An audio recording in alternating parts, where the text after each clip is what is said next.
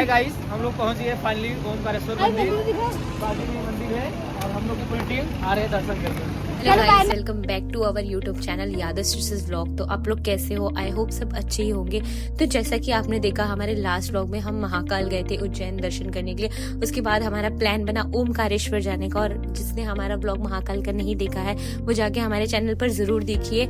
महाकाल से ओमकारेश्वर जाने का जो डिस्टेंस था वो 150 किलोमीटर था, यानी कि बाय रोड हमें 4 से 5 घंटे लगने वाले थे। क्योंकि संडे था तो हम सुबह सुबह जल्दी से रेडी होकर महाकाल उज्जैन से निकल गए थे ओमकारेश्वर के लिए, और हमने अपनी पर्सनल एक गाड़ी बुक की थी वहाँ के लोकल से। वैसे तो हम ओमकारेश्वर में कोई होटल्स वगैरह बुक नहीं करने वाले थे, क्योंकि हम उज्जैन में जो होटल लिए थे हमने रात भर नहीं सोया था, और वहीं पर ही हम रात में 4 बजे नहा के रेडी होकर निकल गए थे। तो वहाँ जाते ही हमारा प्लान था कि हम बोट में बैठकर सबसे पहले पहुंचेंगे ओमकारेश्वर मंदिर में, क्योंकि वहाँ पर 2 ज्योतिर्लिंग है, एक नर्मदा नदी के उस पार है और एक नर्मदा नदी के इस पार है। जैसा कि आपको पता होगा ओमकारेश्वर ज्योतिर्लिंग 12 ज्योतिर्लिंग में से एक है। ओमकारेश्वर का इतिहास पौराणिक कथाओं से जुड़ा है, जहां राजा मानधाता की तपस्या से भगवान शिव ओम के रूप में प्रकट हुए और नर्मदा नदी के किनारे ओम आकार के द्वीप पर स्थित हुए, जहां ओम और ममलेश्वर 2 लिंग है, और सभी तीर्थ ओमकारेश्वर दर्शन के बिना अधूरे माने जाते हैं।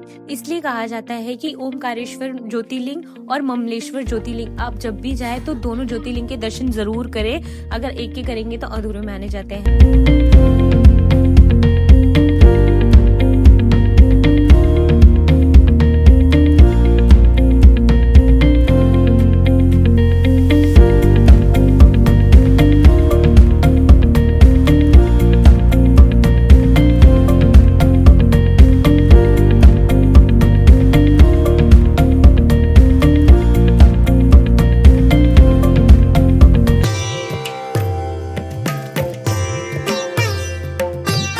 तो वहाँ की जो बोट थी वो हमने बुक कर दी थी। पर पर्सन 100 रुपीज थे। टोटल हम 10 लोग थे, तो हमारा टोटल जो अमाउंट हुआ था वो 1000 रुपीज हुआ था।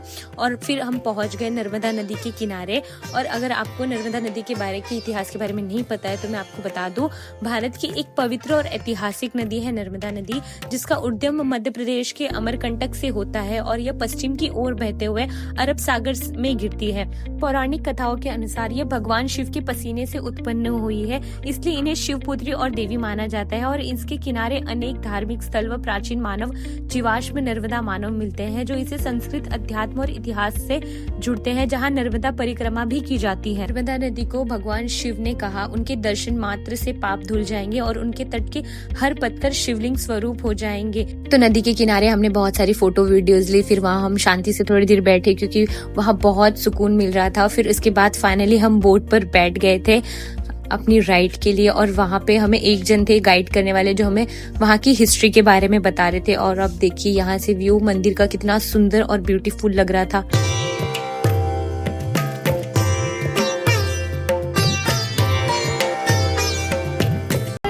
हाय गाइस, हम लोग पहुंच गए फाइनली ओमकारेश्वर मंदिर। बाजू में मंदिर है और हम लोग की पूरी टीम आ रहे हैं दर्शन करने। चलो बाय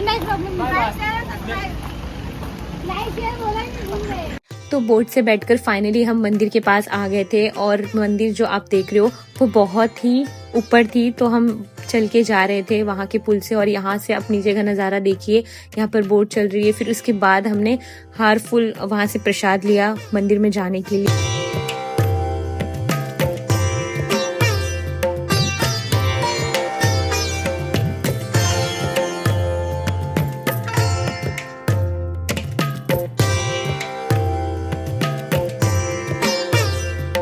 वैसे तो मंदिर में ज्यादा भीड़ नहीं थी, बट जैसे ही हम मंदिर में दर्शन करने के लिए लाइन में लगे तो हमें पता चला कि मंदिर कुछ टाइम के लिए बंद हो गई है। बहुत सारे लोग थे वो रिटर्न जा रहे थे, बट हम लाइन में ही वेट करने का प्लान किए, क्योंकि हमें शाम को वापस घर जाना था। और आप देख सकते हो यहाँ की मंदिर, ऐसा लग रहा था कि हम गुफे के अंदर से जा रहे हैं। बहुत छोटी सी मंदिर थी जहाँ शिवलिंग थे।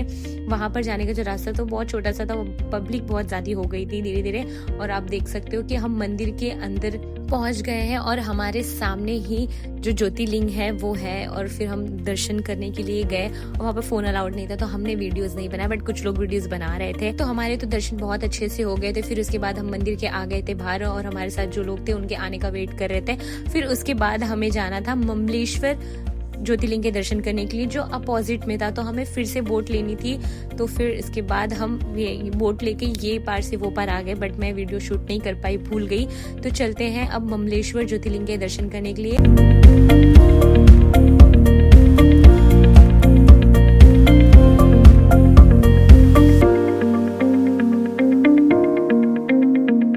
हमारे ममलेश्वर ज्योतिर्लिंग के भी दर्शन हो गए थे। उसके बाद हमारे गाड़ी में ही सारे सामान पड़े हुए थे, वही गाड़ी से हम ओमकारेश्वर ज्योतिर्लिंग से इंदौर स्टेशन पर आए, जहाँ से हमें ट्रेन पकड़नी थी। उसके बाद हमने सुबह से कुछ नहीं खाया था, हमें भूख लगी थी। फिर हमने वहाँ की जो वेज थाली थी वो खाई, और वहाँ का खाना बहुत ही टेस्टी था और वहाँ के लोग भी बहुत अच्छे से थे, हमें बहुत अच्छे तरीके से खाना खिलाया। उसके बाद हम ट्रेन में बैठ गए और हमने फिर से टीटी से वहीं टिकट बनवाई, क्योंकि हमारे पास कोई भी कंफर्म टिकट नहीं था। बट कोई नहीं, ये जो हमारी अनप्लान ट्रिप थी ओमकारेश्वर और महाकालेश्वर ज्योतिर्लिंग की, वो बहुत ही अच्छी थी। तो आप लोग कमेंट बॉक्स में जरूर बताइए आप लोग को कैसा लगा। मिलते हैं नेक्स्ट व्लॉग में, तब तक के लिए लाइक शेयर सब्सक्राइब, बाय।